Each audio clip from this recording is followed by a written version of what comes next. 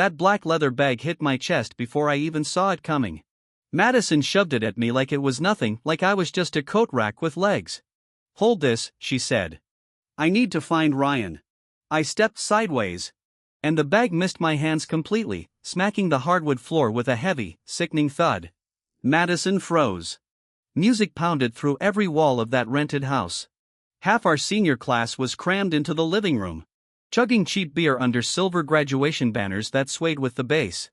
Someone near the kitchen laughed when the bag dropped. Madison didn't laugh. She grabbed my wrist, fingers digging in hard. "What the hell are you doing? Pick it up." I pulled free. "It's your bag." Her jaw tightened so tight I could see the muscle twitch. "I know it's my bag. I'm asking my boyfriend to hold it for 5 minutes, then carry it for 5 minutes. That's not a crime." But I was already back in my head, replaying a scene from a week earlier. That same bag had been sitting on my passenger seat while she asked me to tighten a loose screw on a folding knife, black handle, 3 silver bolts, held it with both hands while I worked. Tonight, I wasn't touching anything she handed me. Not after the way she'd looked at me that day, like she was testing something. Madison kicked the bag closer to my boot. "You're making a scene." I nudged it back with the side of my shoe. "No. You are." Then Ryan Cole appeared from the hallway, a red plastic cup in one hand, all 6'3" of him, shoulders like a doorframe, wearing that same university football jacket he never took off even though his final season had ended months ago. He looked at the bag, then at Madison, then at me. He didn't bend down to pick it up. That detail mattered. I filed it away. Madison pointed at me. "Ethan's acting like a child because I asked him to carry one bag." Ryan laughed, that easy, dismissive laugh. "Seriously, Walker? Your girl asks for one favor and you throw a tantrum?" I pushed the bag toward him with my shoe. "You carry it." Ryan stopped laughing. Madison's eyes snapped toward him, fast and hungry. He took a long drink from his cup instead. "I'm not her boyfriend." I looked right at Madison. "You sure about that?" Her face went stiff, just for a second, but I caught it. Ryan stepped closer, his chest nearly brushing mine. "Watch your mouth." I pulled out my phone and started recording. Ryan frowned. "What are you doing?" "Keeping a record." Madison slapped her hand over the camera lens. "Stop filming me." I lowered the phone just enough to keep her hand, the bag, and Ryan all in frame. "Don't touch my phone." She backed off, but her eyes were wild. A couple standing near the stairs had stopped talking. They were watching us now. Ryan noticed them. He dropped his voice. "Turn the camera off." "No." He moved another step toward me. I didn't flinch. "You got a problem with me?" he asked. "I've got a problem with 2 people who keep telling me to touch something neither one of them wants to touch." Madison grabbed the strap of the bag and yanked it up. "There. Happy?" She lifted it like it weighed nothing. "Very," I said. She glared at me. "You've been acting weird all night. We've been here exactly 20 minutes. I kept recording." She glanced toward the front window, then toward the hallway, then back at Ryan.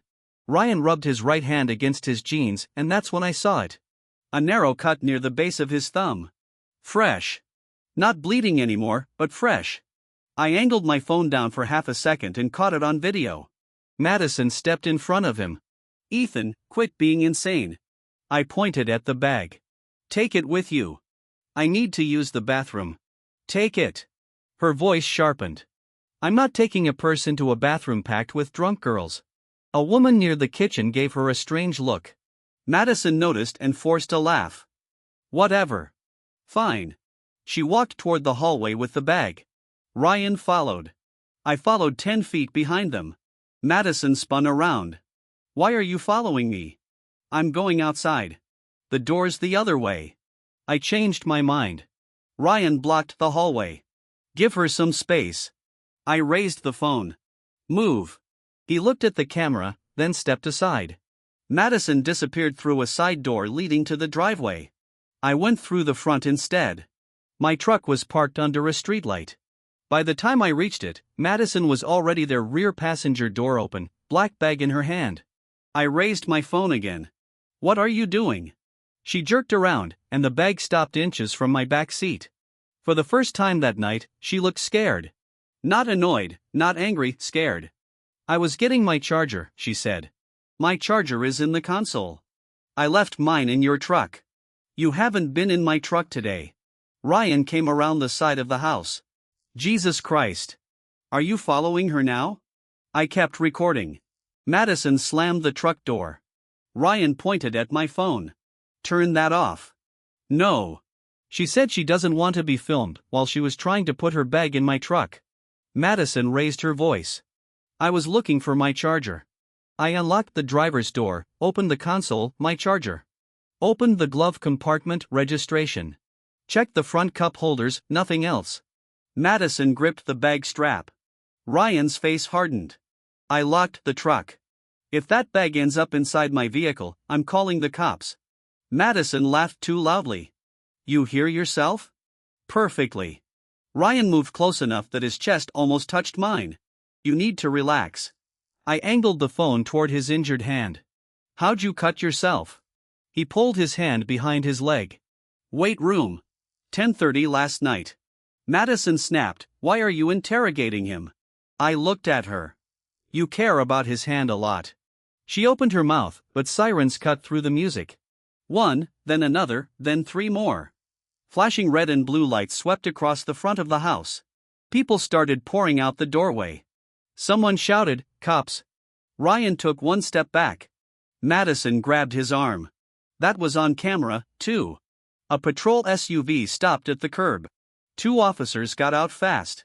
Another cruiser rolled toward the parking lot behind the house. One officer held up both hands. Everybody stay where you are. Nobody leaves. A drunk guy near the porch laughed. What happened? Stay where you are. Madison turned toward the backyard. I stepped sideways and blocked the path between the truck and the fence. She glared at me. Move. Police said nobody leaves. I need air. You're already outside. Ryan stepped between us. Back off. The nearest officer looked over. You 3, stay separated. Ryan lifted his hands. Fine. Madison kept holding the bag. The officer pointed. Ma'am, set the bag down. Her fingers tightened around the strap. Why? Set it down. Please. It's not mine. Everyone within 15 feet went quiet. The officer looked at her. You're holding it. Madison pointed at me. It's his. He asked me to carry it. I held up my phone. No, I didn't. Her head snapped toward me. I kept recording. That's your bag, Madison. You gave it to me. No. Yes. You did. Another officer approached. Everybody stopped talking over each other. Madison shoved the bag toward me again. Take your stupid bag. I backed away. Don't put that on me. The officer stepped between us, took the bag, and set it on the ground. Madison lowered her hands. I spoke clearly. I have video from the last 15 minutes showing her carrying that bag and trying to place it inside my truck. Madison shouted, he's lying. I held the phone toward the officer. I'll give you the whole recording. Ryan turned away. I pointed at him. And he's been telling me to stop recording. Ryan spun back. You better be careful. The officer's voice hardened. Sir, that's enough. Ryan raised his hands again. Then the side gate opened. Detective Laura Grant walked through with another officer, plain clothes, badge clipped to her belt. There's been a serious assault in the west parking lot, she announced. We have a witness description that puts several people from this party near the scene. Nobody leaves until we identify who is where. Madison looked down at the bag. Grant noticed. What's going on here? The patrol officer gestured. Dispute over ownership.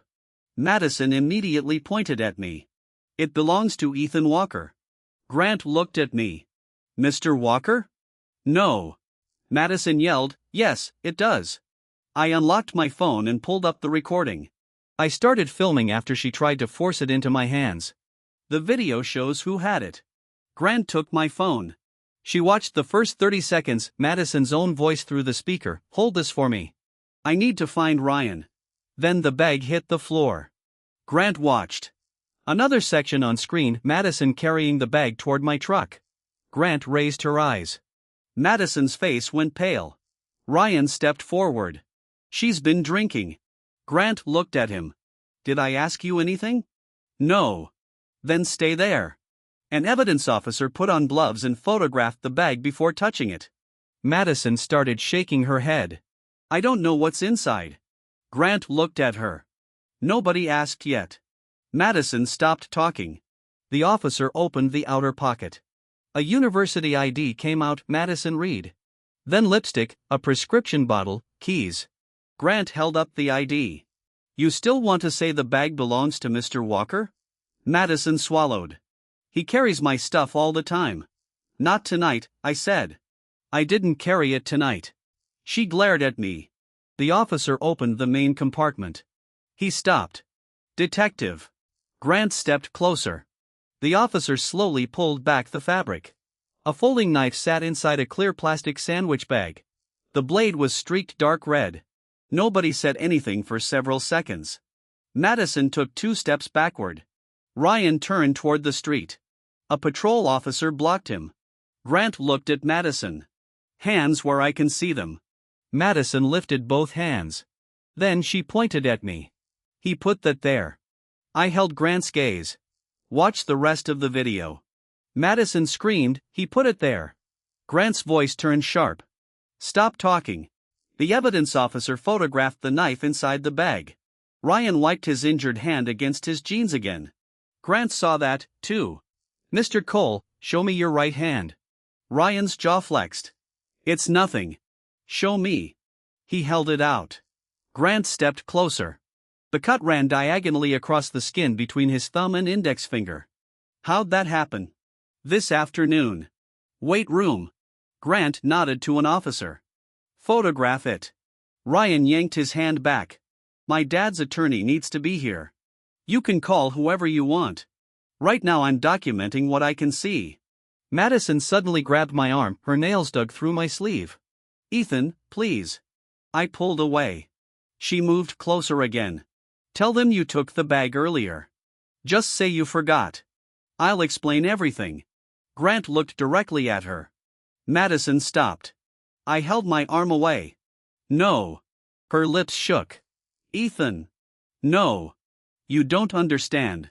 I understand perfectly. The knife has blood on it. The bag has your ID in it. And you spent the last 15 minutes trying to put it in my hands and my truck. Ryan snapped, shut up, Madison. Grant turned. Interesting timing. Ryan's lawyer wasn't there yet. His silence arrived too late.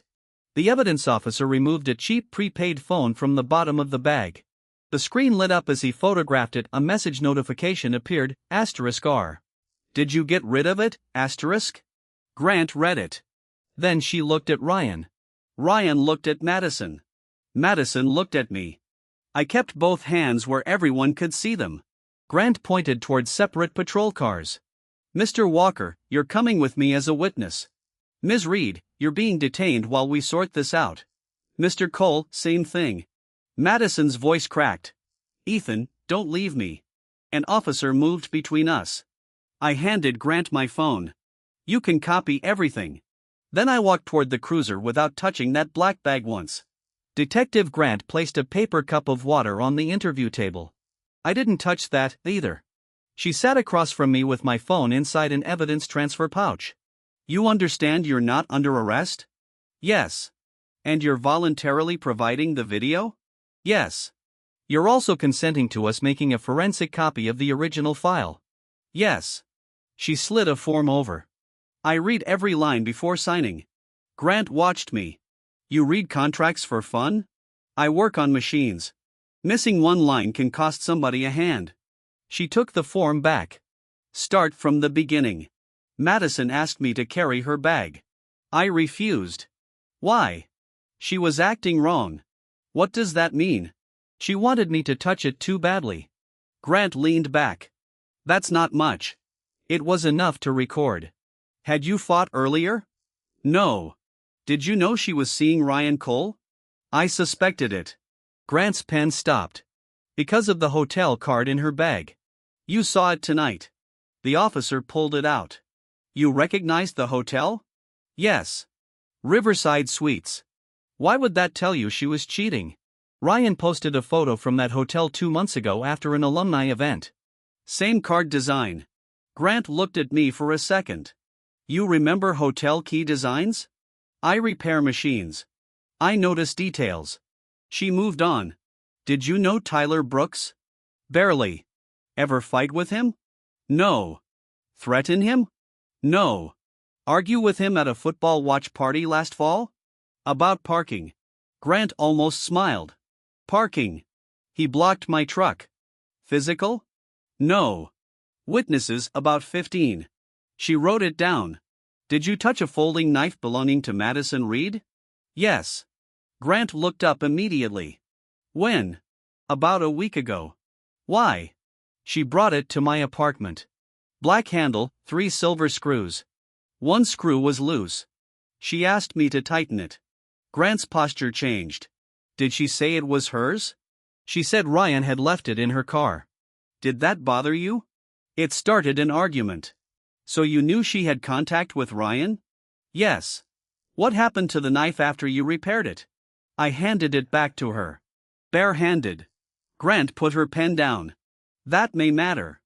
It's why I'm telling you before the lab does. The door opened. Another detective entered and handed Grant a printed sheet. She read it, then looked at me. Tyler Brooks is alive. I nodded once. He's in surgery. Severe stab wound to the upper abdomen. Head trauma. Multiple fractures from a beating. Grant tapped the paper. Initial blood type is consistent with what we found on the knife. Lab confirmation will take time. She stood. We're going to speak with Ms. Reed. I stayed seated. Grant paused at the door. One more thing. Did she know your fingerprints would be on that knife? Yes. Grant's hand remained on the handle. How can you say that? She watched me repair it. Grant left. 20 minutes later, the door opened again. A uniformed officer brought my phone back after the copy was complete. Detective says don't delete anything. I won't. From the hallway, Madison started shouting. I want Ethan in here. Grant's voice answered. No. He can explain it. He already did. The door shut. More yelling came through the wall, then silence. An hour later, Grant returned. She sat down and folded her hands. Ms. Reed says you gave her the bag around 9:45. My video starts at 10:18. She says I had it before? Then check the house cameras. There are cameras. Doorbell camera at the front entrance. One above the garage. The owner uses the place as a short-term rental. Grant wrote that down. You noticed them? Yes. She also says you were furious because she planned to end your relationship. Didn't happen. She claims you threatened Ryan. No. She says she saw blood on your shirt earlier. I spread both arms. Gray t-shirt. No blood. Grant nodded. We photographed your clothes. She placed another page on the table. Ryan says you confronted Tyler in the parking lot. I didn't. He says he saw you follow Tyler outside. Get the cameras. Grant studied me. You keep coming back to cameras. Because people lie. Cameras don't need a lawyer. The door opened again. An officer leaned in. Grant. We found the house owner. Grant stood. What's he got? Front camera. Garage camera. Side camera. Cloud storage. Grant looked at me. We'll talk again. This time she was gone almost 40 minutes. When she returned, she carried a tablet. Just between us. She played the front camera. 9:51 Ryan appeared on screen. Tyler walked down the sidewalk. Ryan followed him. Grant fast-forwarded. 10:03 Ryan came back alone. His right hand was shoved into his jacket pocket. 10:06 Madison came through the same gate and hurried toward the parking lot. 10:11 she returned, black bag in her hand. There was a dark mark near the toe of her white sneaker. Grant paused the video. Your girlfriend says she never went to the parking lot.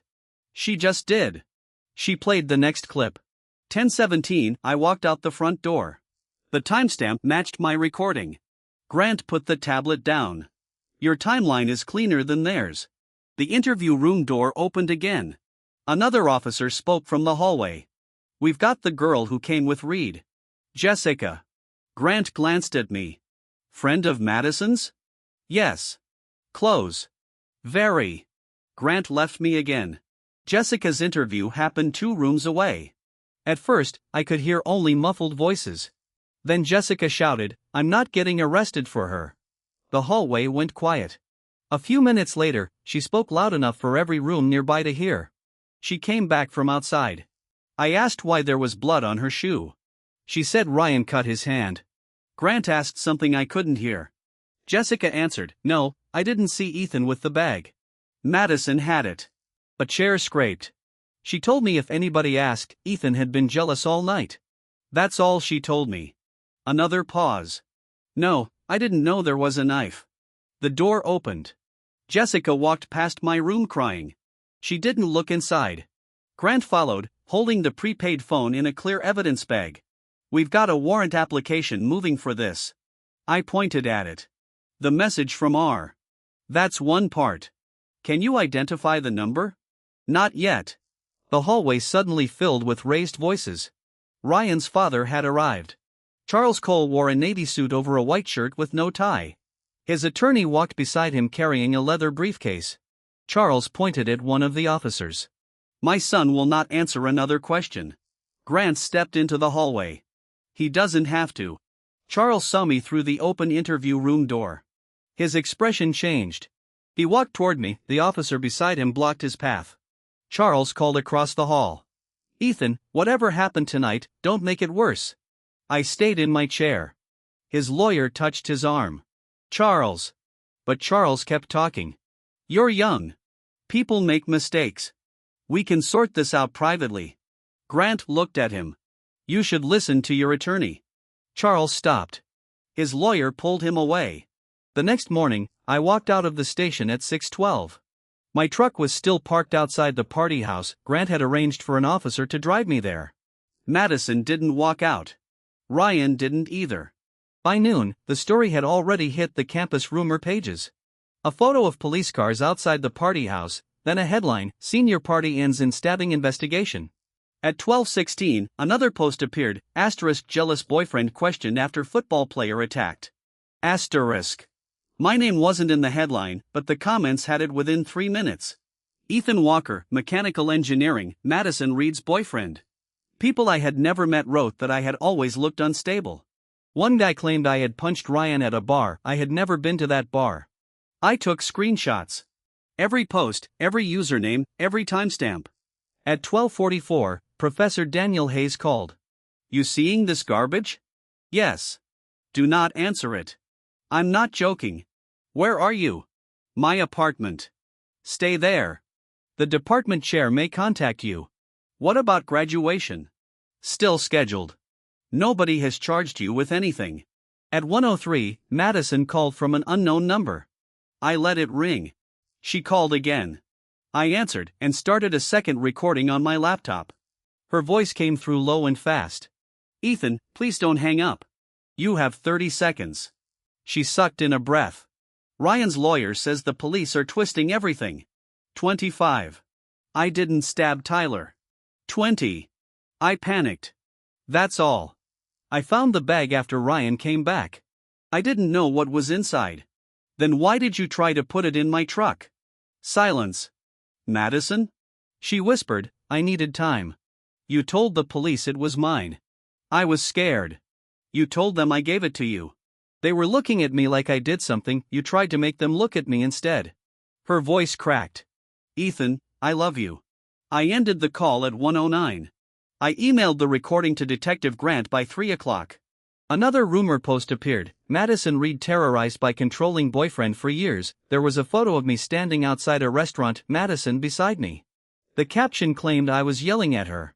The real photo had been taken on my birthday, while I was calling across the parking lot to a friend. I saved that, too. At 4:30, someone knocked on my apartment door. I checked the peephole. Ryan. I started recording before opening it. He stood in the hallway with his attorney nowhere in sight. "You got 10 seconds, I told him." He glanced at the phone. "Still doing that." 9. He stepped closer. "Tyler's telling lies." 8. "You know how this looks." 7. "You and Madison were already fighting. People know that." 6. He lowered his voice. You walk away, everybody survives. I held the phone between us. Tyler almost didn't. Ryan's face tightened. He stole from people. Tell the police. You don't know what you're involved in. Then explain it on camera. He slapped my phone downward. I caught it. He shoved my shoulder. I took one step back into my apartment. A door opened across the hall. My neighbor, Mrs. Alvarez, looked out. Everything okay? Ryan looked toward her. I raised my phone again. Perfect. Ryan pointed at me. Keep pushing. Then he walked away. I closed the door and called Grant.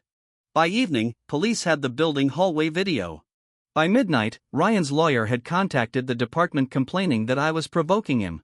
Grant sent me a short message, *, do not engage him again. Save everything, *. The next afternoon, Tyler woke up. Grant called me at 2:37. Come in. When I reached the station, she didn't offer water. She placed a recorder on the table. Tyler identified Ryan Cole. I said nothing. He says Ryan followed him to the parking lot after an argument. Grant opened a folder. Tyler had been collecting evidence about illegal sports betting. He says Ryan was taking bets connected to university games. She flipped another page. He also says Madison was there after the assault. I looked at the document. Grant continued. Tyler says he was conscious on and off. He remembers Madison yelling at Ryan. About what? The knife. Grant leaned forward. He remembers her saying, "You brought that here." I kept both hands on the table. Grant's voice stayed flat. He also remembers something else. What? She said your name. The room went quiet. Grant read from the statement. Tyler says Madison told Ryan, "Ethan touched it last week." She closed the folder. So I'm going to ask again. Why did Madison have you handle Ryan's knife? She said the screw was loose. Did she bring you other things to repair? Her laptop hinge? A desk lamp? A broken suitcase wheel? Knives? No. Grant nodded. Tyler also says Madison helped Ryan pick up objects near him after the assault. What objects? His phone, a betting ledger, the knife. Grant pushed back from the table. We're executing warrants on the prepaid phone and their primary phones. My own phone buzzed another campus post. Ryan Cole's name was now public, former star athlete named person of interest. I showed Grant. She barely looked. That part is about to get worse. The station door opened outside. Charles Cole's voice carried through the hallway. This is harassment. Grant stood. Stay here. Charles argued for several minutes. Then another voice joined him, Madison's mother. You people are destroying my daughter. Grant's answer came back. Your daughter is being investigated because evidence connects her to a violent crime scene. She didn't hurt anybody. That's what we're determining. I walked toward the doorway. Madison's mother, Linda Reed, saw me. She pointed. Grant immediately stepped between us. Linda pushed around her. You could fix this. I stopped. Fix what? Tell them Madison didn't know. I can't tell them something I didn't see. You've been with her 4 years. Madison's father, Mark, grabbed Linda's arm. Not here. She pulled free. You love her. I looked at both of them. Your daughter tried to put a bloody knife in my truck. Linda's face twisted. She panicked. She lied to the police. She was scared. She tried to send me to jail. Charles Cole moved closer. My son didn't stab anybody. Grant turned toward him. Mr. Cole, leave the interview area. He ignored her and looked directly at me. You need to decide whether you want your name dragged through this for the next 2 years. I held up my phone. Want to say that again? His lawyer grabbed his shoulder. Charles, stop. Grant pointed toward the lobby. Out. They left. 30 minutes later, Grant returned with another detective carrying several printed screenshots. Grant sat down. We got a preliminary extraction from the prepaid phone. She turned the first page toward me. The contact marked R had sent 14 messages that night. *, where are you? Tyler has the ledger. He's leaving. Meet me outside. Bring the baggie * then, get rid of it then, did you get rid of it? The final message arrived while police were opening the bag. Grant turned another page. The number is registered to a prepaid account. But Tower Records put it with Ryan's primary phone most of the evening. She placed a final sheet on the table. This one was deleted. It was from Madison, *, Ethan touched the knife last week. His prints are already on it. * below it, Ryan had replied, then make sure he carries the bag. Grant tapped the paper. Now we're not talking about panic. Madison was released the following evening, pending further investigation. Ryan walked out several hours later with his attorney. Neither one was clear. Neither one was free from the case. By 8 o'clock the next morning, the campus had split into 3 groups: people who believed Madison, people who believed Ryan, and people who were deleting everything they had posted about me 24 hours earlier. I kept screenshots. At 9:15, I sat in Professor Hayes's office. He pushed his laptop toward me.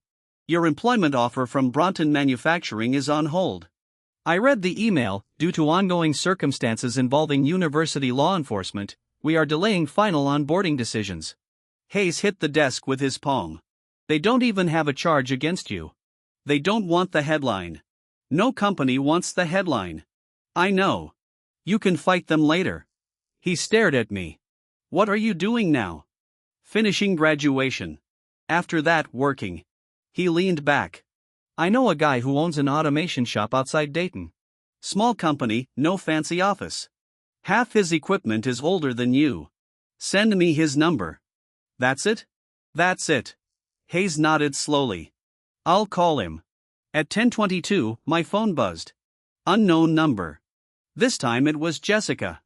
I need to talk to you. We can talk at the police station. No. Then we don't talk. She lowered her voice. Madison asked me to lie. I started recording. What did she ask you to say? That you were angry at Tyler. The afternoon before the party. She asked you before the party? Yes. What exactly did she say? Jessica started crying. She said Ryan and Tyler had some stupid fight. And if anything happened, people might blame Ryan because they hated each other. She told me you'd argued with Tyler before, so I should say you were still mad. Did she tell you there would be a stabbing? No. God, no. Did she mention my fingerprints? Silence. Jessica? She whispered. She asked if fingerprints stay on metal. I kept my voice level. What did you say? I told her I didn't know. When? Tuesday. The knife had been in my hands Wednesday. I spoke once. Call Detective Grant. Jessica started crying harder. Madison will hate me. Tyler almost died. She's my best friend. Call Grant. I ended the call. 30 minutes later, Grant called me first. Jessica Miller just contacted us. Jessica Reed? Right? Long morning. She told you about the fingerprint question. Yes. And there's more. Come back to the station. When I arrived, Grant had a thick file waiting. Ryan's lawyer is trying to frame this as an assault that got out of control. Meaning Ryan admits he met Tyler but denies using the knife. What does he say happened? Tyler attacked him first. They fought. Ryan left. He says Madison found the knife later. Tyler says Ryan stabbed him. Yes. Grant folded her arms. We have blood on Ryan's jacket. I looked at her. He told you about that? No. Search warrant found it in a laundry basket at his apartment. And the cut on his hand could be consistent with his grip slipping during a stabbing. Lab work is ongoing. She slid a photo toward me: Ryan's white sneaker, blood in the tread. Another photo: Madison's shoe, blood on the toe. Grant continued. Now we have Jessica saying Madison planned a false narrative before the party. She placed a printout beside the photos. We recovered part of a message thread between Madison and Ryan. The first message was 4 days old. Madison, *, if Tyler goes public, Ethan will believe anything I tell him.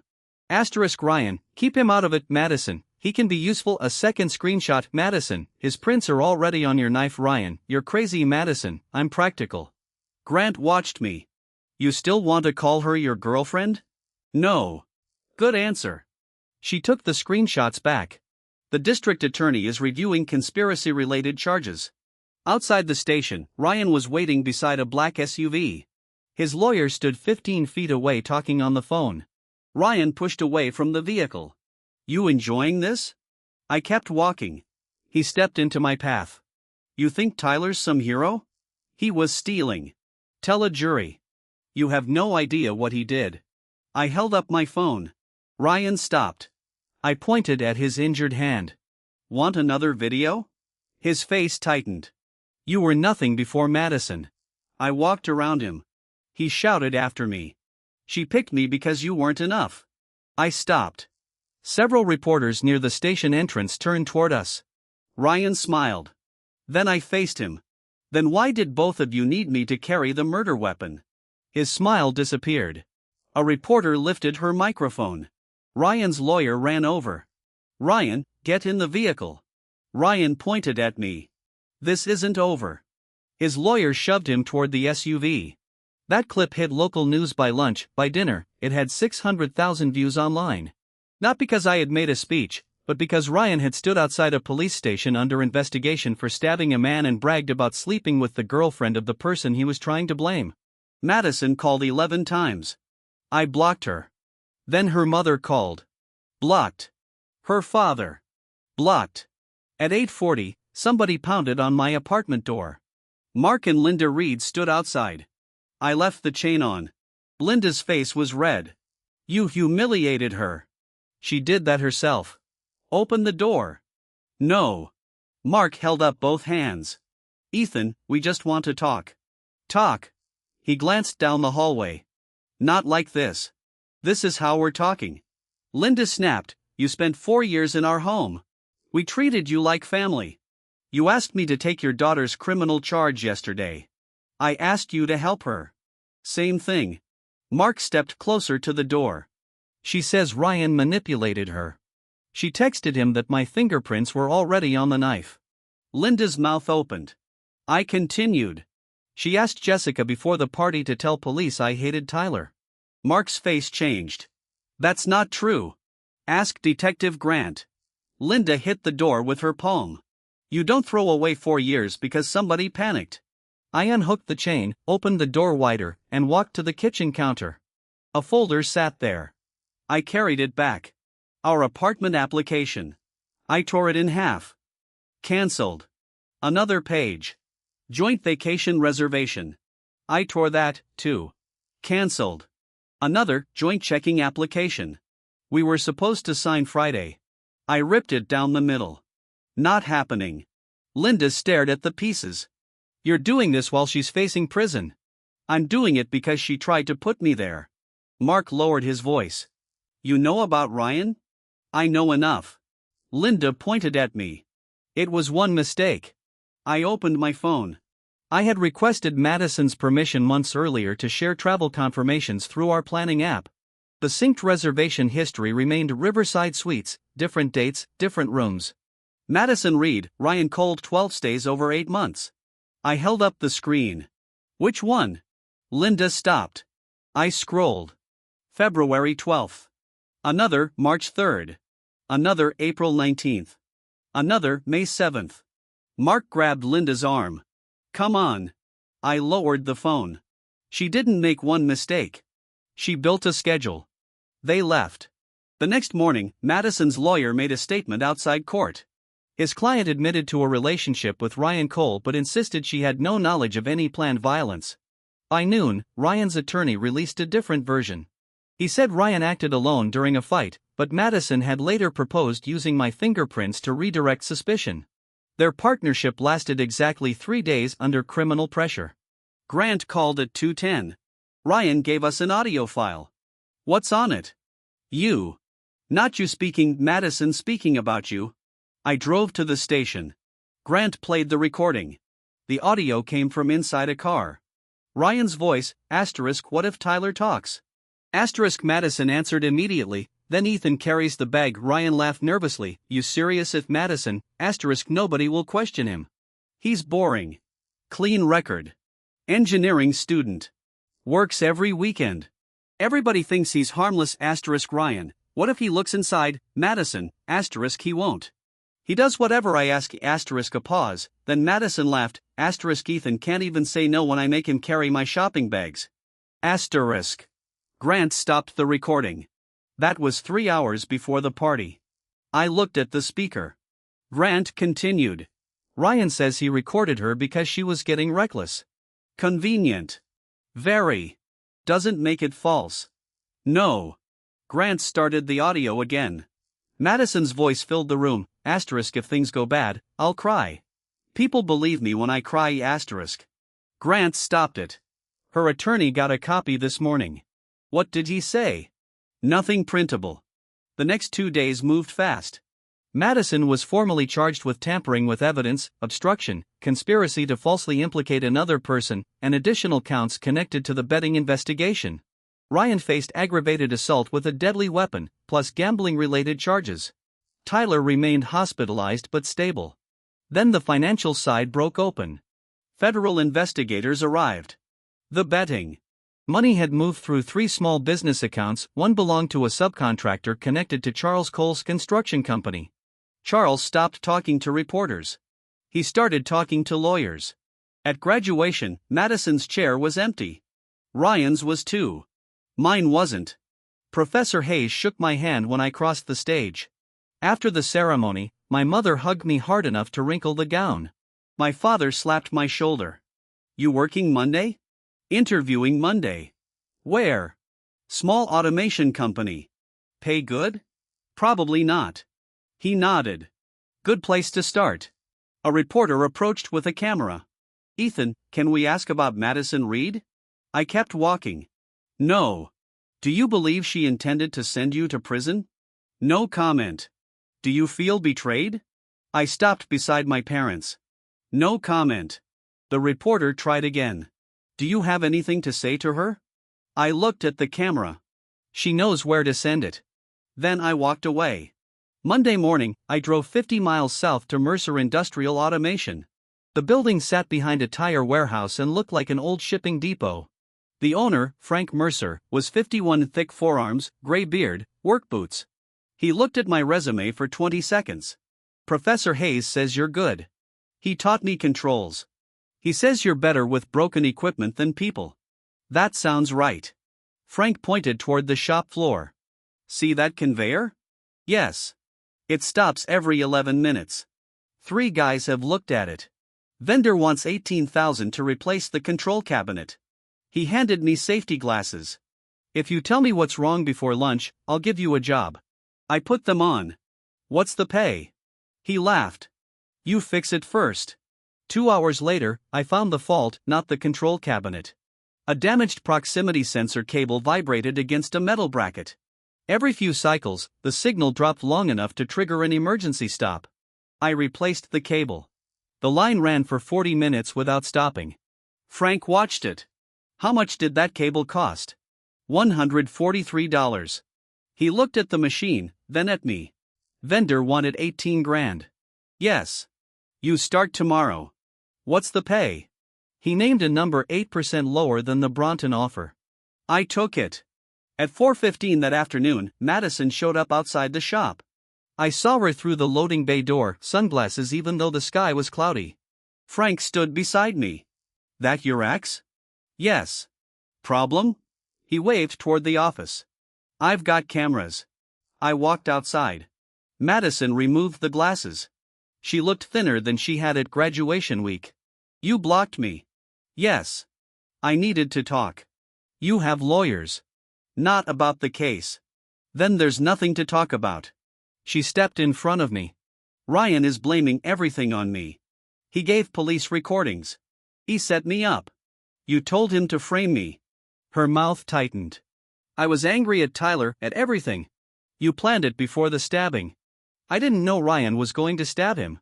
A mechanic rolled a tool cart past the open door. Madison lowered her voice. I only wanted to scare Tyler. I took out my phone. Her face changed. Are you recording? Yes. She grabbed my wrist. Stop. I pulled free. Don't touch me. Frank walked out. You heard him. Madison looked at Frank. This is private. Frank folded his arms. You're on my property. She turned back to me. Ethan, please tell the prosecutor I panicked after Ryan came back. No, you know me. I know what's on the recordings. Her voice rose. You were supposed to protect me. The shop went quiet behind us. I pointed toward the parking lot. I did for 4 years. You used it against me. Her face crumpled. Ryan ruined my life. No. Ryan ruined Tyler's body. You helped Ryan try to ruin mine. Ethan. Leave. She didn't move. Frank pulled out his phone. I can call the sheriff, or you can save yourself the ride. Madison stared at me for another second. Then she put the sunglasses back on and walked to her car. Frank watched her leave. That happen often? First day. He grunted. Try not to make it a weekly thing. I went back inside. By Friday, the conveyor had run 4 days without another shutdown. Frank put a new project folder on my bench distribution center north of Columbus. They've been fighting a sorting problem for 6 months. You want me to look at it? I want you to fix it. My phone buzzed a news notification. University suspends Madison Reed pending criminal proceedings. Another appeared beneath it. * media fellowship offer withdrawn. *. Frank glanced at the screen. That yours? No. I put the phone away, opened the project folder, and went back to work. 3 weeks later, Charles Cole invited me to lunch. The invitation came through a lawyer, not Ryan's criminal defense attorney, a different one, corporate. The email said Charles wanted to discuss mutual concerns regarding reputational damage. I forwarded it to my attorney, Rebecca Sloan. She called 10 minutes later.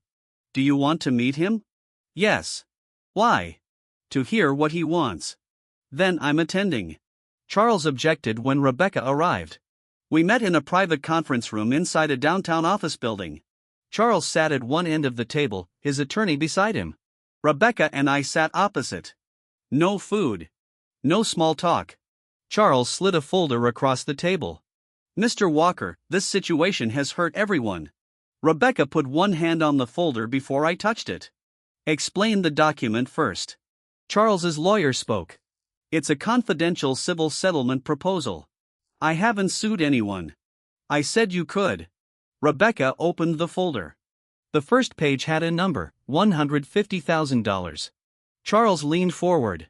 Enough for a strong start. Rebecca kept reading. I didn't touch the paper. What do you want? Charles answered. Stop feeding the media. I haven't spoken to them. Your video went viral.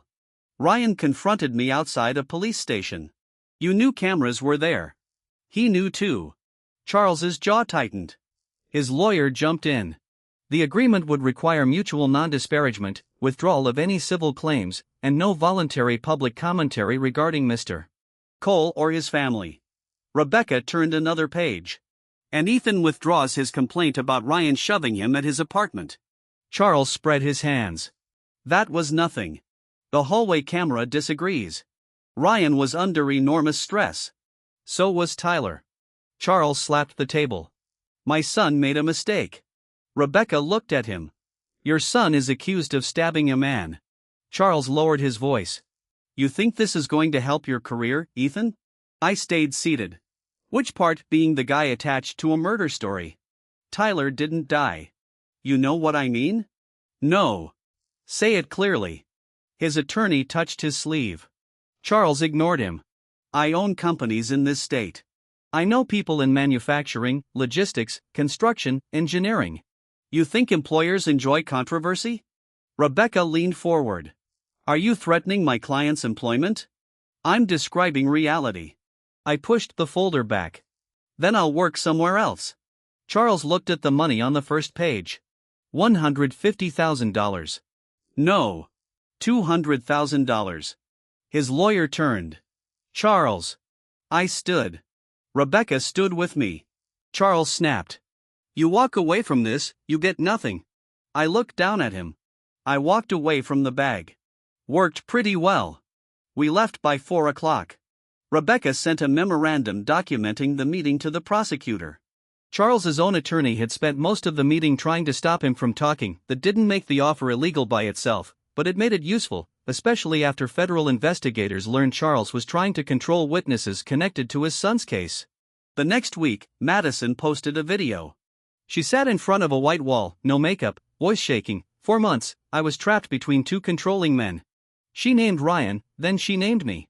She claimed I had monitored her movements, controlled her friendships, made her afraid to end the relationship. The video reached 2 million views in 24 hours. People clipped pieces. A local influencer called me the quiet abuser. Nobody noticed, but somebody posted the address of Mercer Industrial. Frank printed the post and taped it beside the time clock. Underneath he wrote, asterisk, if anybody shows up looking for Ethan, send them to me. Asterisk. I pulled it down. You can't put that there. Why? Because you'll start a fight? Frank shrugged. I'm old. You're 51. Ancient. We installed additional cameras instead. Rebecca advised me not to answer Madison publicly. I didn't. We sent evidence to the University Review Board and the prosecutor, hotel records, her messages to Jessica. The recording from Ryan's car, the video of her trying to put the bag in my truck, the prepaid phone messages. Then Grant called. You're going to like this. What? Search history. Madison's laptop was seized under warrant. 3 days before the attack, she searched, asterisk, can fingerprints survive after wiping metal? How long does touch DNA stay on a knife? Can police prove who carried a weapon? What happens if evidence is found in someone else's vehicle? Asterisk, Grant paused. She also searched how to remove blood from leather. When? 40 minutes before the party. I stood beside one of Mercer's control panels while she spoke. Send it to Rebecca. She'll get discovery through the normal process. What happens now? Prosecutor decides whether to add charges. 2 days later, the university suspended Madison indefinitely. Her media fellowship disappeared the same afternoon. The company issued a short statement. Due to ongoing criminal proceedings, the offer has been withdrawn. Madison deleted her video. Screenshots remained everywhere. Then Ryan changed strategy. His lawyer approached prosecutors about cooperation. Charles reportedly exploded when he heard Ryan was cooperating anyway. Ryan turned over access to a cloud account containing betting records, transfer logs, and voice memos. One of those recordings finished Madison's public story. Ryan's voice came first. You really think Ethan will take it? Madison laughed. He carries everything I give him, Ryan. What if he asks what's inside, Madison? Asterisk, he won't. And if he does, I'll tell him it's makeup. Asterisk, Ryan muttered, this is insane. Madison answered, then don't stab people. The recording ended. Grant played it once. She didn't need to play it again. Ryan also admitted Madison knew about the betting operation. She had helped move money through digital advertising invoices created by a friend's small marketing company. She wasn't the mastermind, but she wasn't an innocent girlfriend either. The prosecutor added financial conspiracy counts. Her attorney stopped talking to reporters. Ryan gave them Charles. Company accounts had moved money between subcontractors. Some transactions matched dates tied to illegal betting payouts. Federal investigators expanded their case. Charles's construction offices were searched on a Tuesday morning. Local television showed agents carrying boxes through the front doors. At Mercer Industrial, Frank watched the footage from the break room. He took a bite of his sandwich. Friend of yours? No. Good. He changed the channel. We had bigger problems. The Columbus distribution project was failing. Packages were being diverted to the wrong lanes during peak volume. The customer threatened to cancel. I spent 3 nights at the site with 2 electricians and a programmer named Louise. We traced the problem to timing drift between an old encoder and a replacement PLC routine. At 2:18 Friday morning, we pushed the fix. The line hit full speed, no missed diversions. The warehouse manager watched cartons fly through the sorter. That's it? That's it. How long before we know it's stable? Run it through morning peak. It survived by noon. The customers signed off. Frank called me into his office Monday. He tossed a pay change form across the desk. Project engineer. I read the number higher than the offer Bronton had put on hold. You sure? No. He grinned. Sign it before I change my mind. I signed. My phone rang before I reached the shop floor. Madison, new number. I answered because Rebecca had instructed me to preserve contact attempts. Madison didn't say hello. Ryan took a deal. I heard. He gave them everything. Yes. He recorded me without telling me. Yes. That's illegal. Not in every situation. You sound like my lawyer. Call your lawyer. She started crying. I'm going to prison. I didn't answer. You wanted this. No. Yes, you did. You've been punishing me since the party. You handed me a bag with a bloody knife. I didn't know Tyler would almost die. You knew enough to search how long fingerprints stay on metal. Silence. Then she whispered, you could help me. No. Tell them I was scared of Ryan. You weren't scared in the recordings. He was manipulating me. You told him to use me. Her voice turned hard. You think you're better than me now because some dirty little factory gave you a promotion? I looked through the office window, Louise testing a panel, Frank arguing with a supplier, a forklift beeping across the floor. I answered, yes, Madison. She went silent. I continued. Because nobody here asked me to take the blame for stabbing someone. She screamed, go to hell. I ended the call, then emailed the recording to Rebecca. 3 months after the party, prosecutors announced formal plea negotiations with Ryan Cole. He would admit the assault, admit the illegal betting operation, testify about evidence tampering and the financial network. In return, prosecutors would consider his cooperation at sentencing. Madison refused a similar early deal. Her lawyer argued Ryan was dumping responsibility on her. Then the prosecutor released another piece of evidence in a court filing, a recovered voice memo recorded inside Ryan's car after the attack. Ryan sounded panicked. What do we do? Madison answered. Stop freaking out. Tyler saw me. He can barely move. The knife has my blood too, Ryan, then wipe it, Madison, and my Prince Ethan's are already there. Ryan breathed hard. You really want to put this on him? Madison answered without hesitation, he'll survive. The recording lasted 47 seconds. That sentence lasted much longer. He'll survive. The prosecution listed it as evidence of deliberate planning to falsely implicate me. Tyler had nearly bled out, I had nearly carried the weapon straight into my own truck, and Madison had called that survival. The following morning, Madison changed her plea strategy not because she was sorry, but because Ryan had finally sold her out before she could finish selling him. Ryan's deal changed the case overnight. Until then, Madison's lawyer had been selling one story: she cheated, she lied, she panicked, but she never expected anyone to get hurt. Ryan destroyed that version before breakfast. His attorney turned over 2 phones, a cloud drive, betting ledgers, and 6 months of messages. By noon, the prosecutor had filed a motion laying out a much uglier timeline. Madison knew Tyler was threatening to expose Ryan. She knew Ryan carried the knife. She knew my fingerprints were already on it. And before anyone had been stabbed, she had already discussed using me if things went bad. At 10:30 that morning, Frank dropped a newspaper on my workbench. Madison's picture was above the fold. Your ex is famous again. I kept tightening a terminal block. Not the kind she wanted. Frank leaned against the cabinet. Reporter called the office. What did you tell them? That we build conveyors. I looked over. That's it? He asked about you. I told him you build conveyors, too. Luis laughed from the next panel. Frank pointed at him. He builds bad code. Luis raised a screwdriver. I can hear you. That's because your ears work better than your software. The shop kept moving. That helped. Nobody stopped the line because Madison was on television. Nobody cared about her tearful statement. A machine didn't care who cheated on who. Either the signal arrived or it didn't. Either the motor turned or it didn't. Either the system worked or somebody fixed it. 3 days later, Rebecca called while I was driving to a customer's site. Pull over. I took the next gas station entrance. What happened? Charles Cole's attorney contacted me again. This time it isn't a settlement offer. What is it? A warning dressed like professional courtesy. I parked. Rebecca continued. They're claiming your public statements have damaged the Cole family's businesses. I've made one public statement. I know. And it was outside the police station. I know. What are they threatening? Defamation. I laughed once. Rebecca didn't. Don't dismiss it. I have video. Yes.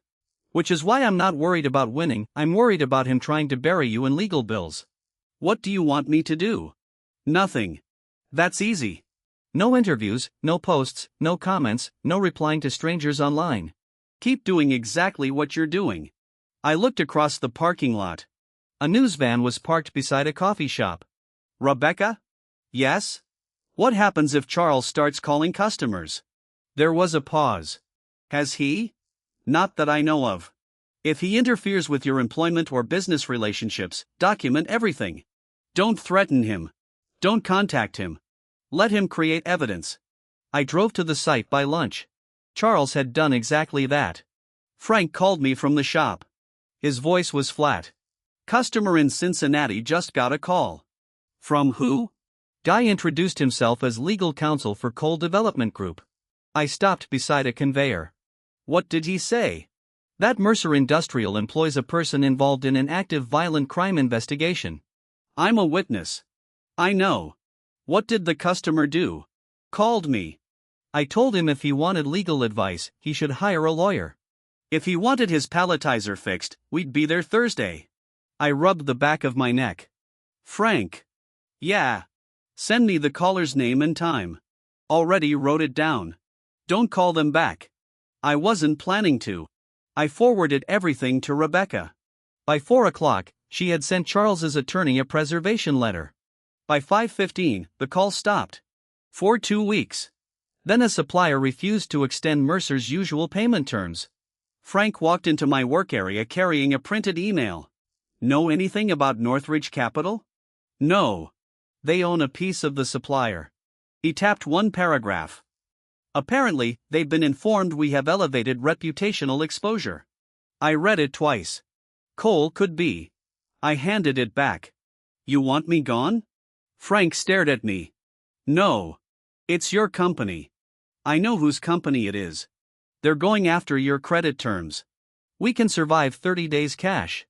It shouldn't be your problem. He stepped closer. You know what my problem is? I waited.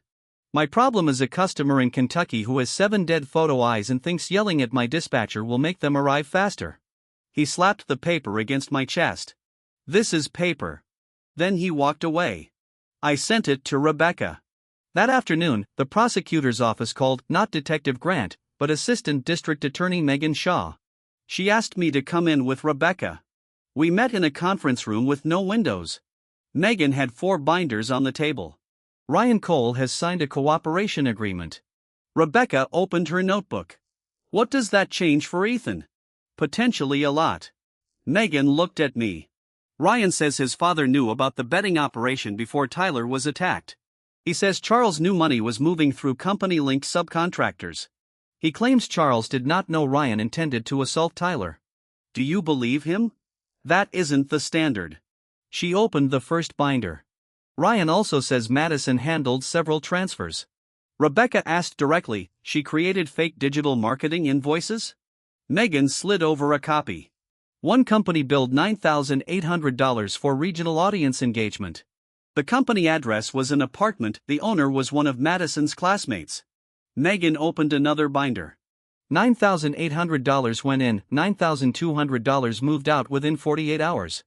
Similar pattern 7 times. I looked at the dates, some nights matched Madison's hotel stays with Ryan. Rebecca leaned back. So this isn't just obstruction. No. What are you charging? Megan didn't answer directly. A federal grand jury is looking at the financial side. State charges are being coordinated. She looked at me again. There's something else. She took out a printed transcript. This is from a recording Ryan made 5 days before the attack. Madison's words were highlighted, asterisk if Tyler talks, Ethan is the easiest answer. Asterisk Ryan had replied, he wasn't even there Madison, asterisk doesn't matter. He hates Tyler asterisk Ryan, since when, Madison, since I say he does. I read the final line twice. Megan closed the binder. Your ex-girlfriend wasn't reacting after the fact. She was building the story before anything happened. Rebecca asked, does the defense know you have this? They received it this morning. What was their reaction? They requested a meeting. Megan's mouth tightened. I suspect Ms. Reed is about to become much more interested in cooperation. She was right. Madison requested a plea conference the next day, but she wanted something in return. She wanted the prosecutor to accept that Ryan had pressured her. She wanted the financial charges reduced. She wanted no prison time. Megan refused all three. Madison walked away from negotiations that weekend. Linda Reed showed up at my parents' house. My father called me before opening the door. She's outside. Don't let her in. Wasn't planning to. She'll cry. She already is. Record everything. My father snorted. You sound like your lawyer. Good. I drove over anyway. Linda was still on the porch when I arrived. She turned toward me. Finally. My father stood behind the storm door with his arms crossed. I stopped at the bottom step. You need to leave. Linda wiped her face. Madison needs help. She has 3 lawyers. She needs you. No. She made mistakes. She planned to put me in prison. She didn't know Ryan would stab Tyler. That doesn't erase what she did after. Linda took 2 steps down. She was scared. You already used that one. She loved you. No, you don't get to say that. I just did. Her expression hardened. Do you know what they're offering her? No. Years. That's between her and her lawyer. She could lose everything. I pointed toward the driveway. She tried to take everything from me. Linda raised her voice. You didn't lose anything. My father opened the door. That's enough. Linda spun toward him. You stay out of this. He stepped onto the porch. It's my house. She looked back at me. You graduated. You have a job. Everybody believes you now. What exactly did you lose? I took out my phone. Bronton withdrew my offer. She waved one hand. You have another job. My name was posted online beside the word murderer. That got corrected. My apartment address was shared. You're fine. My employer got threatened. That isn't Madison. She started the story. Linda's face twisted. You're enjoying this. I held the phone higher. I'm recording. She stopped. My father pointed toward the street. Go, Linda. She stared at both of us, then walked down the driveway to her car. She turned. You'll regret being this cruel. I answered once. Send it through Rebecca. Then I went inside. My mother came out of the kitchen. She bring the casserole dish? I looked at her. What? She still has my good casserole dish. My father started laughing. I did too.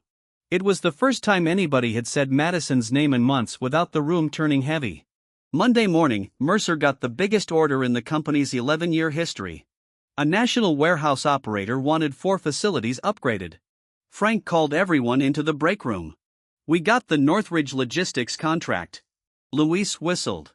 How much? Frank pointed at him. More than your car. That's not difficult.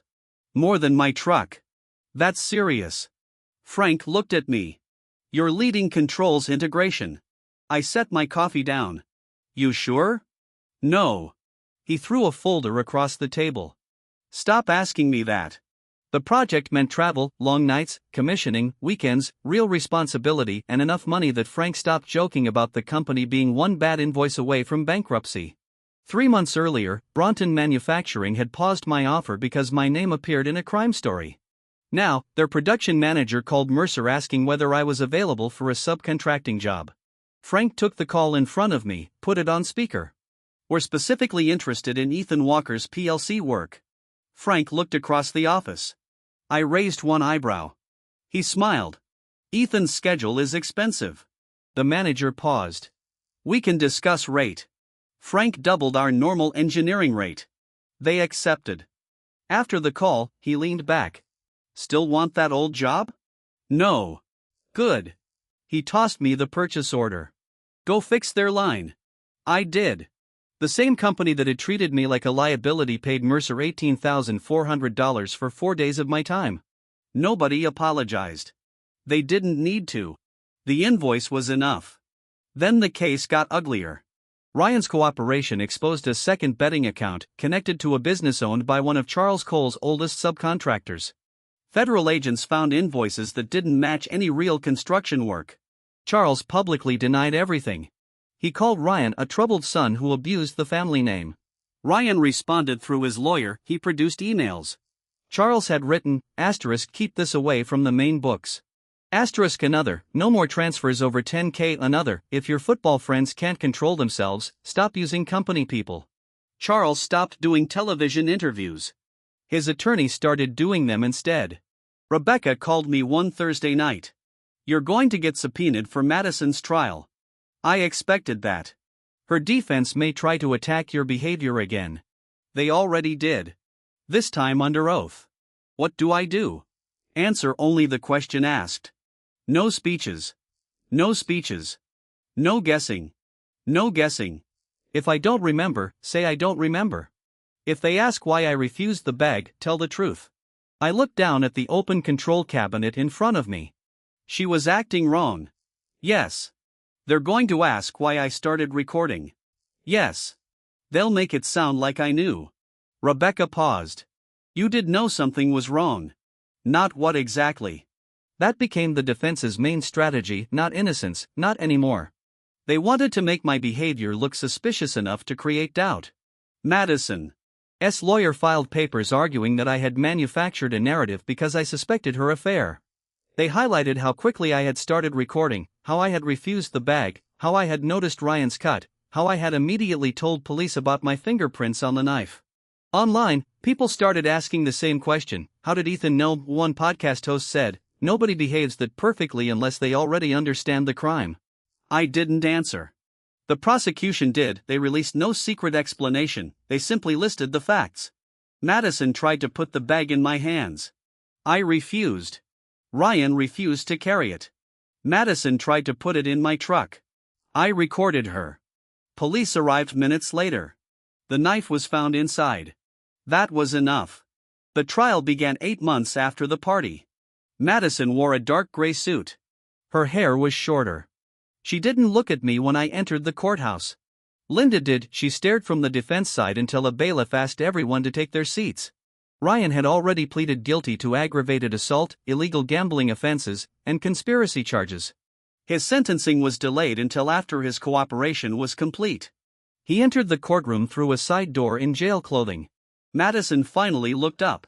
Ryan smiled at her, not warmly. Her face went white. The prosecution spent 2 days establishing the physical evidence: Tyler's blood on the knife, Ryan's blood on the handle area, my old fingerprints beneath newer smears, Madison's fingerprints on the bag, Ryan's DNA on the zipper, the blood on Madison's shoe, the blood on Ryan's jacket. Then they played the house video: Ryan following Tyler. Ryan returning alone, Madison going outside, Madison coming back carrying the black bag. Then my video. Her voice filled the courtroom: hold this for me. I need to find Ryan. The bag hit the floor. The prosecutor froze the frame, my hands were nowhere near it. Then came the truck video: Madison opening my rear passenger door, the bag halfway inside, my voice: what are you doing? Her defense attorney objected twice. The judge overruled both times. Then Jessica testified. She looked nothing like the woman who had been crying at the police station: hair tied back, plain navy dress, no jewelry. The prosecutor asked, did Madison Reed contact you before the party? Yes. What did she ask? She asked whether I remembered Ethan arguing with Tyler months earlier. Did she say why? She said Ryan and Tyler were having problems. And if police ever asked questions, I should say Ethan still hated Tyler. The prosecutor walked closer. When was this conversation? The afternoon before the party. Before Tyler Brooks was stabbed. Madison stared at the table. Jessica continued. She also asked if fingerprints stay on metal. The defense objected, overruled. What did you tell her? That I didn't know. Did you understand why she was asking? No. Did she ever tell you she planned to implicate Ethan Walker? No. Did you later see Madison at the party? Yes. What did you notice? She came in from outside. There was something red on her shoe. What did she tell you? That Ryan cut his hand. Then Tyler testified. He walked with a cane. The room went quiet when he crossed toward the witness stand. His voice was slower than I remembered. The prosecutor asked him to describe what happened. Tyler gripped the edge of the stand. I told Ryan I had copies of the betting records. What happened next? He followed me outside. Did you attack him? No. What did he do? He punched me. Ryan looked down. Tyler continued. We fought. I hit him back. Then he pulled the knife. Madison's lawyer watched closely. What happened after you were stabbed? I fell. Did you lose consciousness? On and off. Did anyone else come to the parking lot? Yes. Who? Madison. What did she do? She yelled at Ryan. Do you remember what she said? Tyler looked directly across the courtroom. She said, "You brought that here." The prosecutor waited. Anything else? Tyler nodded. They were talking about getting rid of things, my phone, the ledger, the knife. Did you hear Ethan Walker's name? Madison finally looked at me. Tyler answered, yes. What was said? She said, Ethan touched it last week. The defense attorney stood immediately. Mr. Brooks, you had suffered major blood loss. Correct? Yes. Had trauma? Yes. You were drifting in and out of consciousness? Yes. So your memory may not be perfect? Tyler shrugged. I remember getting stabbed. A few people in the gallery moved. The judge warned them to remain quiet. The attorney continued. You dislike Ryan Cole? He stabbed me. That wasn't my question. Yes. You were involved in illegal betting too, weren't you? Yes. You stole money? I took copies of records.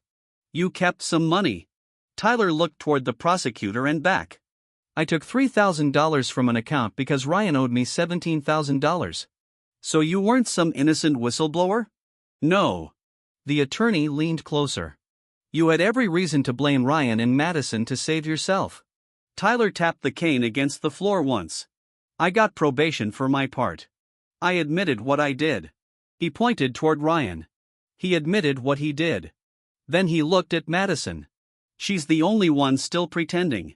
The judge told him not to address the defendant directly, but the line stayed. Ryan testified next. The prosecutor asked, why did you record conversations with Madison? Ryan shifted in the witness chair. Because she scared me. Madison's lawyer laughed quietly. The prosecutor raised an eyebrow. You stabbed a man, but Madison scared you? Ryan nodded. I knew Tyler was going to expose me. I was panicking. Madison kept talking like she had everything handled. What did she suggest? That Ethan take the blame. Was that your idea? At first, no. Ryan swallowed. After Tyler got hurt, I went along with it. Why? Because I didn't want to go to prison. The prosecutor played the car recording, Madison *, then Ethan carries the bag. Ryan *, you serious? Madison *, nobody will question him, another recording *, Ethan's prints are already there, another *, if things go bad, I'll cry. People believe me when I cry *. Madison sat completely still. Her lawyer waited until cross-examination. Then he attacked Ryan. You're receiving consideration for your testimony? Yes. You want a shorter sentence? Yes. You have lied to police before? Yes. You initially blamed Ethan Walker? Yes. You lied to Madison? Yes. You cheated with her knowing she had a boyfriend? Yes. You ran an illegal betting operation? Yes. You stabbed Tyler Brooks? Yes. The lawyer paused. Ryan didn't look ashamed, he just looked tired. The attorney spread his hands. So why should anyone believe you now? Ryan pointed toward the prosecution table. Because I gave them the recordings. Nothing the defense could say changed that. The tapes spoke for themselves. I testified on day 5. Rebecca sat behind the prosecutor's team. I took the oath. The prosecutor started with the relationship. How long did you date Madison Reed? 4 years. Were you living together? No. Planning to? Yes. Did you know she was having an affair with Ryan Cole? I suspected something was wrong. I didn't know the full extent. Did you have a history of violence toward Madison? No. Toward Ryan? No. Toward Tyler? No. He moved to the knife. Did you touch Ryan Cole's folding knife before the attack? Yes. Explain. Madison brought it to my apartment. One screw was loose. She asked me to tighten it. Did you know that would place your fingerprints on it? I knew I touched it. I didn't expect it to become evidence in a stabbing. A few jurors wrote that down. Then came the party. Why did you refuse to take Madison's bag? She was pushing too hard. What do you mean? She didn't ask once, she kept trying to put it in my hands. Ryan insulted me for not taking it, but he wouldn't touch it either. When did you begin recording? After both of them kept pressuring me. Why? Because their behavior didn't make sense. Did you know there was a knife inside? No. Did you know Tyler had been attacked? No. Did you know police were coming? No. Why did you follow Madison outside? I saw her leave with the bag after telling me she needed the bathroom. Then I found her opening my truck. The prosecutor showed the video again. What were you thinking when you saw that? The defense objected. The judge looked at the prosecutor. Rephrase. What did you do? I recorded her. I told her the bag was not going in my truck. The prosecutor nodded. No further questions. Madison's lawyer stood. He walked slowly toward me. Mr. Walker, you want this jury to believe you had absolutely no idea what was happening? Yes. But somehow you made every correct decision.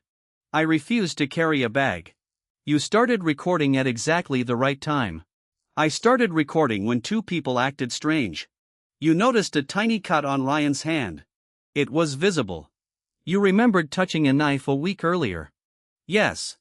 You knew where security cameras were. I saw them. You told police to check them. Yes. You immediately preserved online posts. Yes.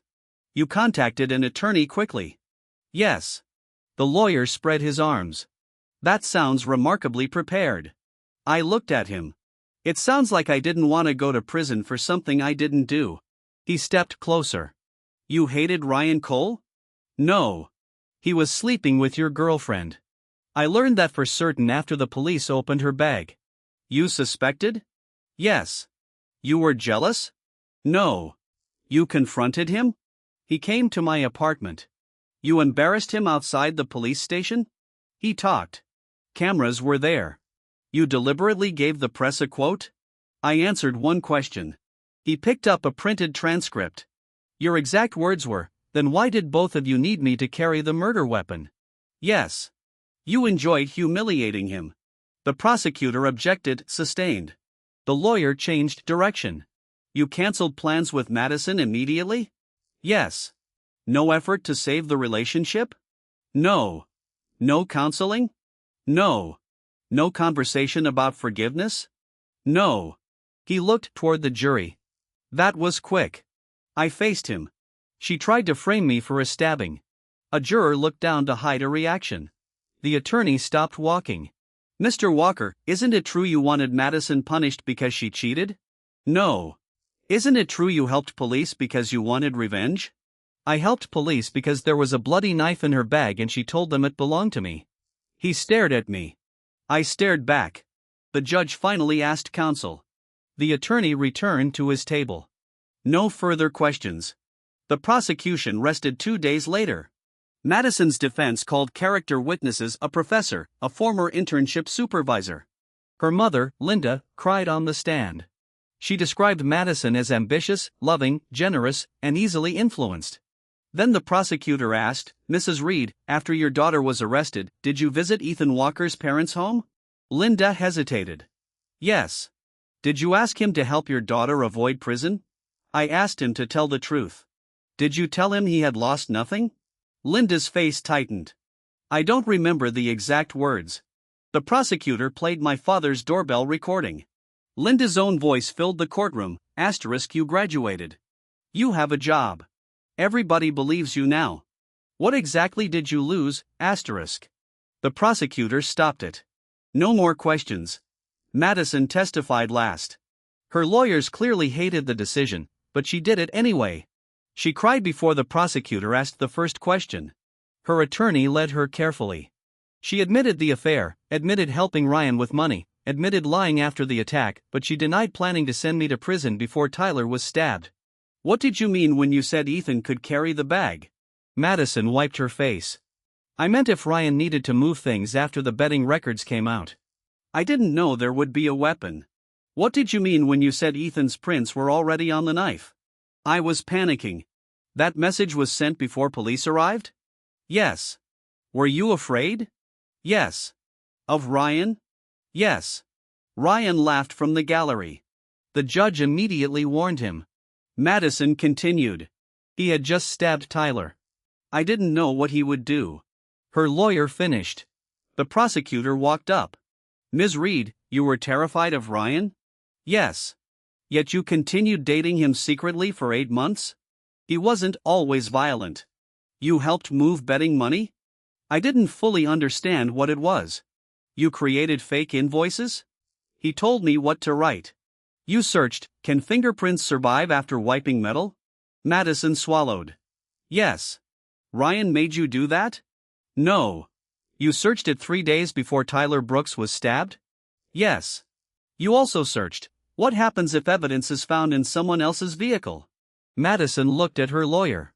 The prosecutor repeated. Did Ryan force you to search that? No. Did Ethan? No. Did Tyler? No. No one forced you? No. The prosecutor picked up the transcript. You said, Ethan is the easiest answer. Madison's voice was barely audible. Yes. You said, since I say he does, when Ryan questioned whether Ethan hated Tyler? Yes. You said, his prints are already on your knife. Yes. You said, then Ethan carries the bag. Yes. You tried to put the bag in Ethan's truck? I panicked. You lied and told police it belonged to Ethan? I panicked. You asked Jessica Miller to say Ethan hated Tyler? Madison hesitated. I was confused. The prosecutor stopped. Before Tyler was stabbed? Madison didn't answer. The prosecutor repeated. You were already confused before the crime happened? Her attorney objected, the judge overruled. Madison wiped her face again. I knew Ryan and Tyler might fight. So you prepared a false suspect in advance? No. You prepared a false story? I didn't know what was going to happen. The prosecutor stepped closer. But whatever happened, you wanted Ethan available to blame? No. The prosecutor pointed toward the screen. A message appeared, if Tyler goes public, Ethan will believe anything I tell him. Another, he can be useful. Another, Ethan is the easiest answer. The prosecutor faced her. Useful for what? Madison stared at the screen. No answer. Useful for what, Ms. Reed? Her mouth opened. Nothing came out. The prosecutor waited. The courtroom waited. Finally, she whispered, to take attention away from Ryan. The prosecutor nodded. That's all. Closing arguments lasted half a day. The jury deliberated for 7 hours. I was at a coffee shop across from the courthouse when Rebecca got the message. Verdict. We walked back. Madison stood beside her lawyers. Linda clutched Mark's arm. The clerk read the first count. Guilty. Madison closed her eyes. Second count, guilty. Third, guilty. Evidence tampering, obstruction, conspiracy to falsely implicate another person. Financial conspiracy counts, not every charge survived, but enough did. Linda started crying. Madison sat down. I didn't move. Outside, reporters packed the courthouse steps. A microphone appeared near my face. Ethan, do you feel vindicated? I kept walking. Another reporter called, do you feel like you finally got revenge? I stopped. Rebecca looked at me. I turned toward the cameras. No. The microphones pushed closer. I continued, I just stopped carrying what belonged to somebody else. Then I walked away. That quote hit every local broadcast that night. Frank printed it and taped it above the breakroom sink.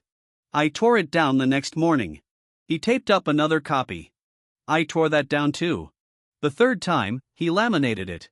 I left it. Madison was sentenced 6 weeks later. The judge rejected her request for probation only. He cited the planning. The false evidence, the attempt to redirect police toward an innocent person, the financial crimes, her lack of early cooperation. She received a multi-year prison sentence followed by supervised release. Not life, not 20 years, but real prison, real consequences. Ryan received a longer sentence for the stabbing and related crimes, though his cooperation reduced what prosecutors originally sought. Tyler attended sentencing. Ryan apologized to him. Tyler didn't answer. Charles Cole's federal case took longer. His company lost municipal contracts while the investigation continued. Banks tightened lending. 2 senior managers left. A major development project collapsed after investors withdrew.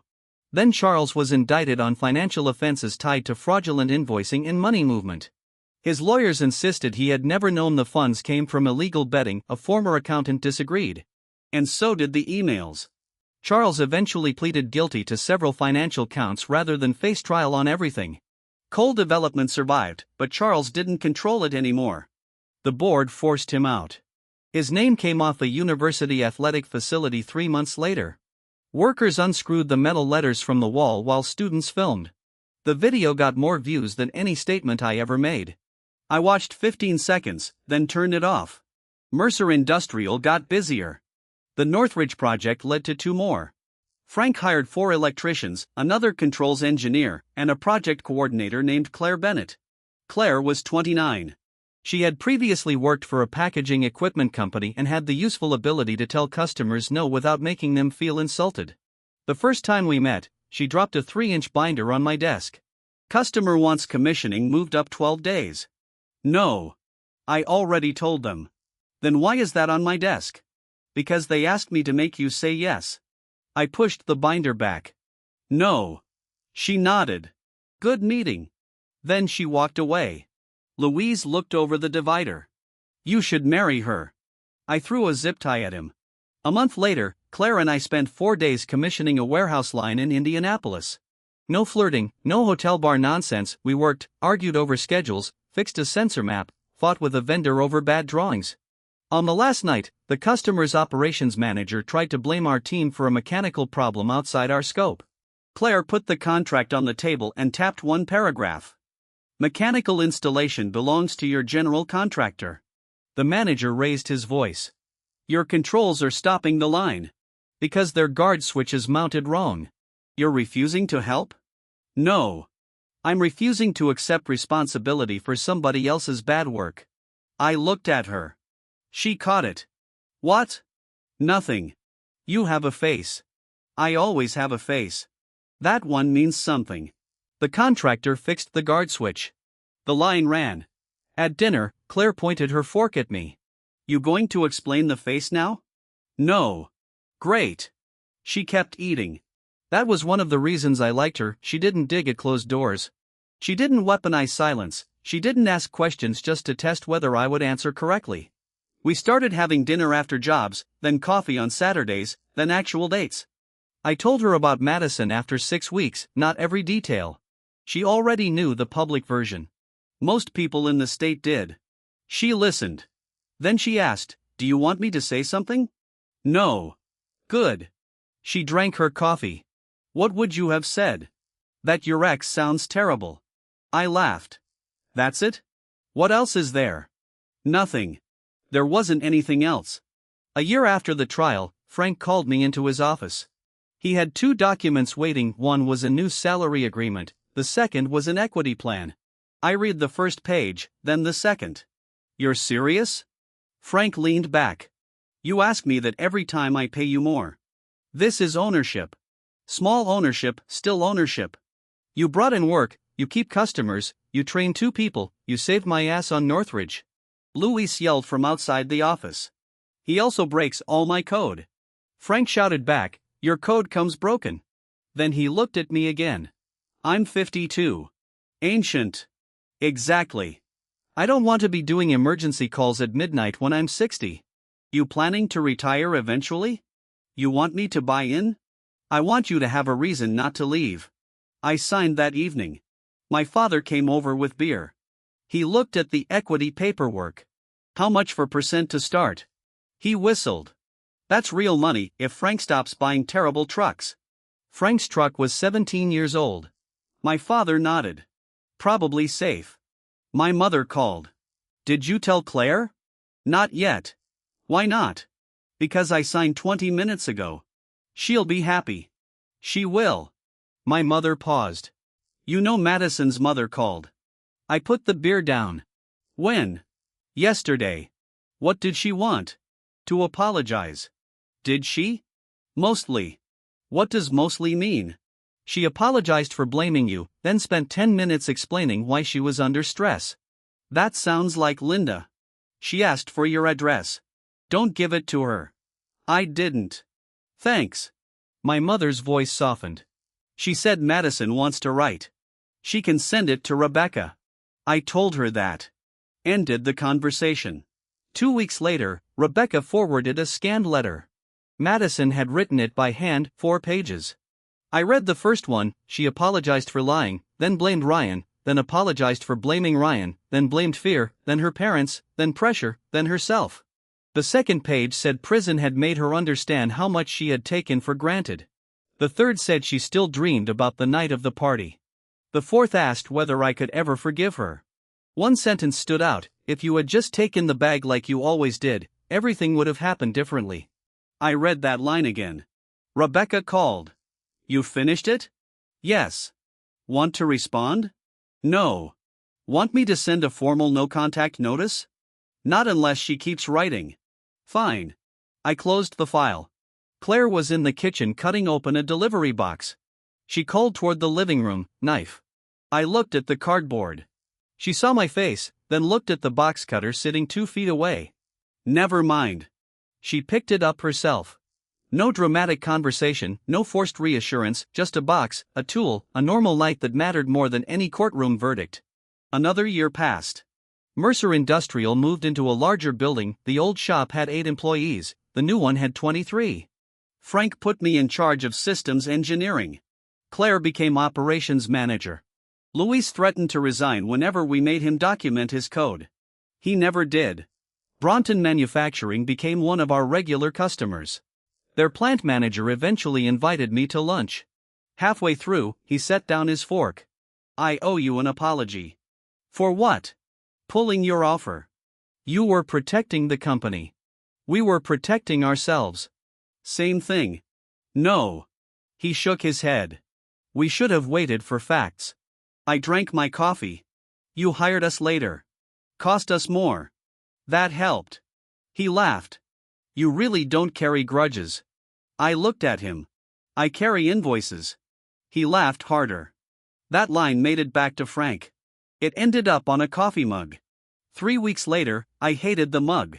Claire used it every morning. At 26, I bought a house, nothing huge, 3 bedrooms, a garage big enough for a workbench, a small backyard. My father helped me replace the kitchen lights. My mother complained the guest room mattress was too firm before anyone had slept on it. Claire helped choose the dining table. She did not move in immediately. Nobody rushed. Nobody merged bank accounts after 2 months. Nobody talked about proving trust. We just kept showing up. Ryan remained in prison. Tyler finished physical therapy and eventually took a job with a sports compliance company. He emailed me once. Subject line, weird job, the message said. Apparently, nearly getting killed over illegal betting qualifies me to teach people not to run illegal betting. I replied, try not to steal $3,000 this time. He answered, no promises.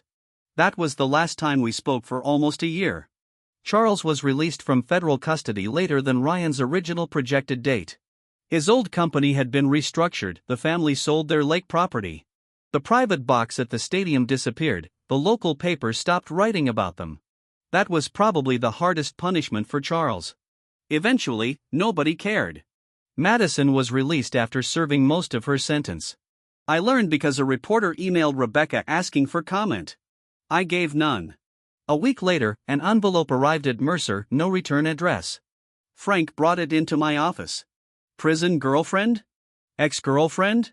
Same one? Yes. You want me to throw it away? No.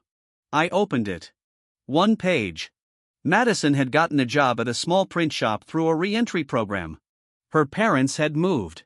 Most of her old friends no longer answered. She wrote that she wasn't asking for another chance, then she asked anyway, not directly. She wrote, asterisk, if we ever happen to be in the same room again, I hope you could look at me without seeing that bag. Asterisk. I folded the letter. Frank stood in the doorway. Bad? No. You replying? No. He nodded. Good. Then he pointed toward the shop. Line 3 has a servo alarm. I dropped the letter into my drawer. Luis touched it from across the building. Luis shouted, I heard that. I went back to work. 6 months later, Claire and I got engaged. No stadium, no restaurant full of people, no photographer hiding behind a tree. We were at home assembling shelves in the garage. She was holding the wrong bracket. I told her. She told me the instructions were wrong. I showed her the drawing. She stared at it. You're enjoying this a little. She threw the bracket at my chest. I caught it. Then I put the ring box on the workbench. Claire stopped. You're kidding. No. You're proposing next to a drill press? Yes. In work clothes? Yes. With sawdust in my hair? Yes. She looked at the ring, then at me. Was there a better plan? No.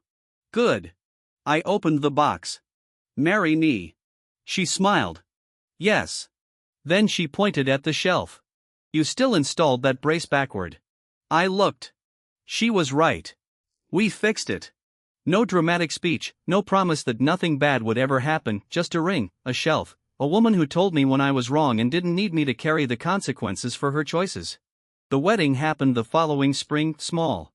My parents, Frank, Louise, a few friends, Professor Hayes. Tyler even came for the ceremony and left before dinner because he had a flight. Nobody from Madison's family attended. Nobody mentioned her. Near the end of the reception, Frank stood up with a glass. I've been told I have 2 minutes. Claire called from beside me.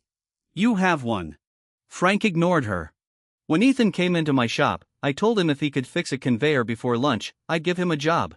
Luis yelled, "Bad management." Frank pointed at him. You're fired. Luis raised his glass. Finally. Everyone laughed. Frank continued. He fixed it with a $43 cable. He looked at me. That was the most expensive cable I ever bought. More laughter, because now he owns part of the damn company. He raised his glass to Ethan and Claire.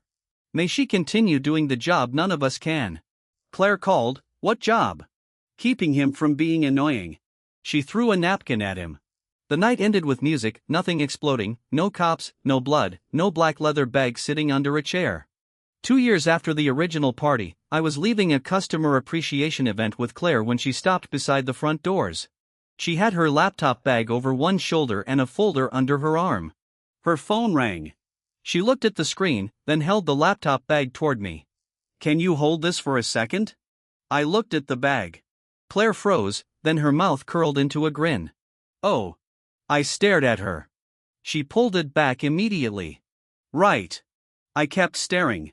She started laughing. I forgot. You forgot for 1 second. That seems dangerous. She shifted the strap over her own shoulder. I've got it. Good. She answered the phone. I opened the door for her. We walked into the parking lot together. Halfway to the truck, she ended the call. Still mad? No. You looked mad. I was deciding whether to call the police. She hit my arm with the folder. I opened the passenger door. She climbed in before I closed it. She looked at me. You know I would never put anything in your bag, right? I know. Or your truck. I know. Or frame you for attempted murder. That's a strong relationship standard. I'm trying. I closed the door. The first time I carried someone else's bag, it cost me everything, my freedom, my career, my name, my family's peace. Years I could never get back. The second time, I kept my hands to myself. The police opened the bag. The knife came out. Then the lies came apart one by one. Madison lost the future she had tried to protect by sacrificing mine. Ryan lost the status he thought would keep him untouchable. Charles lost the company and influence he had used to threaten people into silence. The friends who lied disappeared the moment consequences became real. I didn't need to destroy any of them. I didn't need to break into accounts. I didn't need to threaten anyone. I didn't need a secret fortune or a powerful family hiding behind me. I kept the video. I handed over the evidence. I showed up when called. And every time somebody tried to hand me their problem, I refused to carry it. Claire lowered the truck window. You planning to stand there all night? I walked around to the driver's side. She put her laptop bag on the floor by her own feet. I pointed at it. Smart. She rolled her eyes. Drive. I started the engine. Then we left the parking lot. This time, nothing followed us.